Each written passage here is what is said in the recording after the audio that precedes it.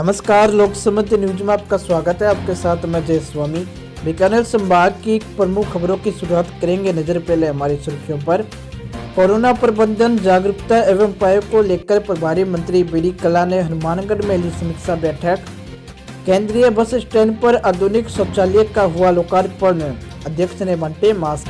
सरपंच प्रत्याशी 3 दिन से लापता प्रत्याशी के पिता ने जेएनवीसी थाना में गुमशुदगी करवाई दर्ज। गाड़ी लूटकर भागे 3 हथियारबंद बदमाशों को बीकानेर में नाकाबंदी कर पुलिस ने पकड़ा। संप्रेषण गृह, बाल गृह एवं आश्रय गृह में विधिक जागरूकता हेतु हुआ प्रतियोगिताओं का आयोजन। सादुल शहर में जिला कलेक्टर ने नो मास्क नो एंट्री अभियान के तहत बांटे मास्क व विशेष योग्यजनों को पहनाई माला।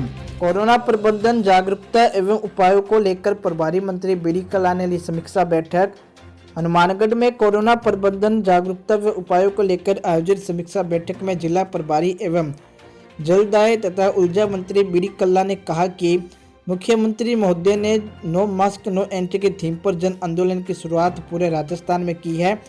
1 करोड़ मास्क पूरे राजस्थान में बांटे गए हैं। अब कोरोना की चेन को तोड़ने के लिए 4 सप्ताह मास्क पहनना बहुत जरूरी है, तभी हम इस महामारी को नियंत्रित कर पाएंगे। अपने यहाँ कोई भी व्यक्ति तो बिना मास्क लगाए हुए नहीं आए, और जाए तो यदि कोई गलती से आ गया तो उसको मास्क दे करके भेजें, क्योंकि अभी तक इसकी कोरोना की कोई वैक्सीन नहीं निकली है। केवल सुरक्षा ही एक उपाय है। जरूरत है, मैंने देखा है लोग परवाह ही नहीं कर रहे।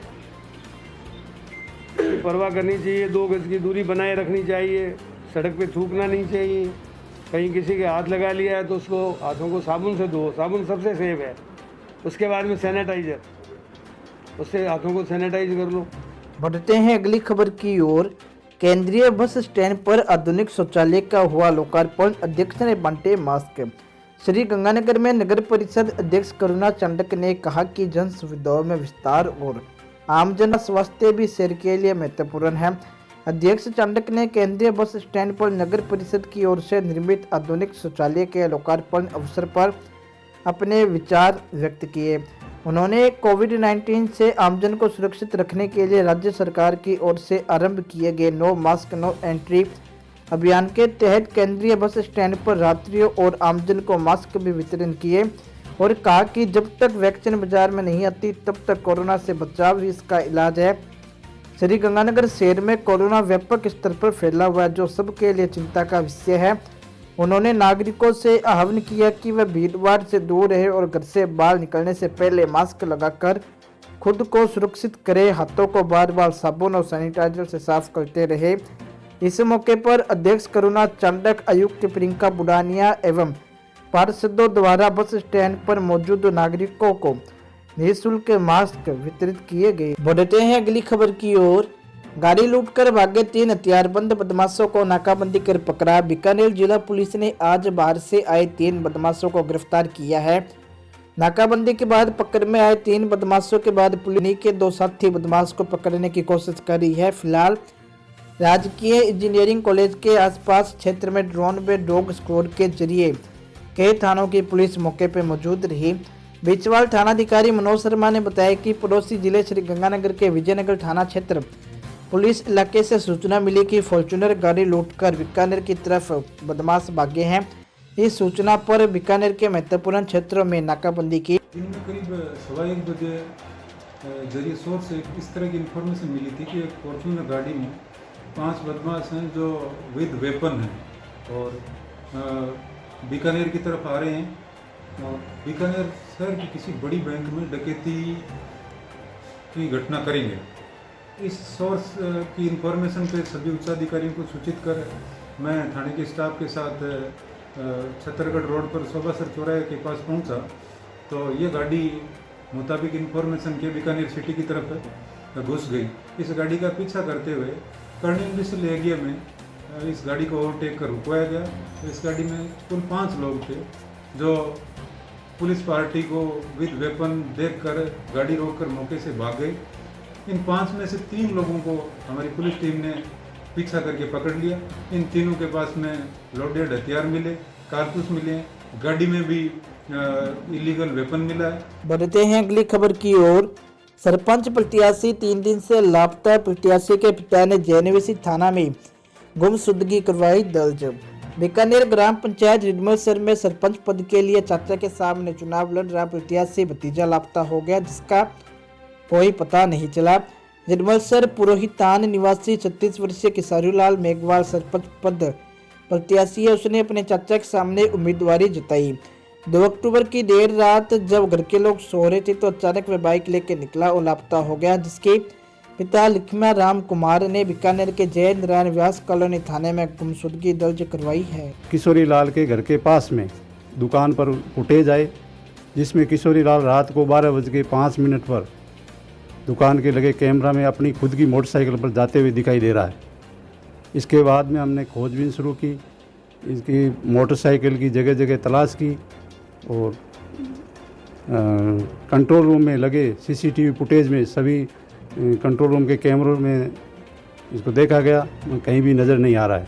और आसपास में टोल नाकों पर, शहर के बस स्टैंड, रेलवे स्टेशन और सभी संभावित स्थानों पर तलाश की जा रही है। चूरू राज्य विधिक सेवा प्राधिकरण जयपुर एवं अध्यक्ष जिला विधिक सेवा प्राधिकरण जिला एवं सेशन न्यायाधीश बलजीत सिंह के निर्देशानुसार सचिव जिला विधिक सेवा प्राधिकरण राजेश कुमार के निर्देशन में आज चूरू राजकीय बाल गृह, निजी बाल गृह, आश्रम गृह एवं संप्रेषण गृह में निवासरत बच्चों के मध्य विभिन्न प्रतियोगिताओं का आयोजन किया गया। इस दौरान उपयुक्त गृहों में निवासरत बालक बालिकाओं के मध्य, जिनमें 3 वर्गों 6 से 10 वर्ष, 11 से 15 वर्ष व 16 से 18 वर्ष तक की आयु वर्ग में पोस्टर पेंटिंग, निबंध लेखन, स्लोगन लेखन, कविता लेखन, गीत लेखन एवं कहानी इत्यादि प्रतियोगिता का आयोजन करवाया जा रहा है, जिसमें संप्रेषण गृह एवं आश्रय गृह में निवासरत बालक बालिकाओं के मध्य समिति द्वारा पोस्टर पेंटिंग एवं निबंध प्रतियोगिता का आयोजन करवाया गया। बढ़ते हैं अगली खबर की ओर।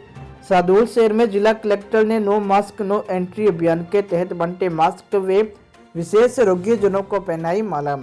जिला कलेक्टर महावीर प्रसाद वर्मा ने आज सादुल शहर पहुंचकर नो मास्क नो एंट्री अभियान के तहत बिना मास्क घूम रहे नागरिकों को मास्क वितरित किए। उन्होंने कहा कि कोविड-19 महामारी के दौरान राज्य सरकार द्वारा नो मास्क नो एंट्री का अभियान चलाया जा रहा है। इस जन आंदोलन में प्रत्येक नागरिक की भागीदारी आवश्यक है।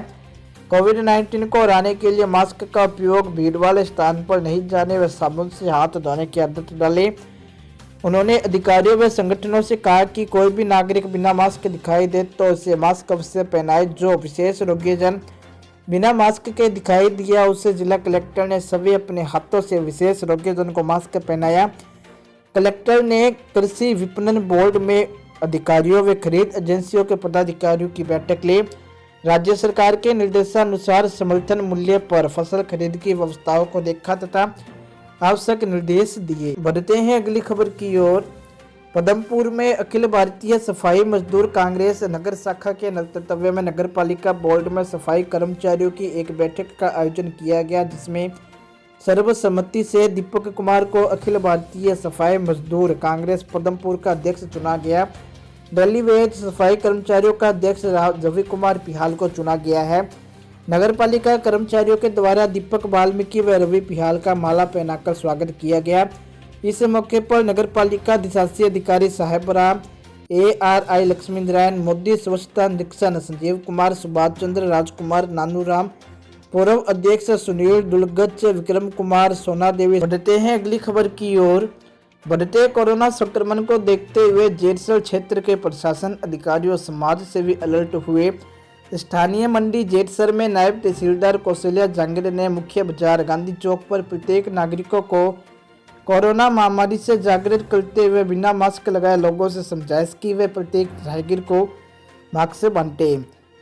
सोशल डिस्टेंसिंग से रहने के फायदे समझाते हुए सभी से आग्रह किया कि कोरोना की रोकथाम करने में आप सभी सरकार के नियमों का पालन करते हुए सरकार का साथ दें।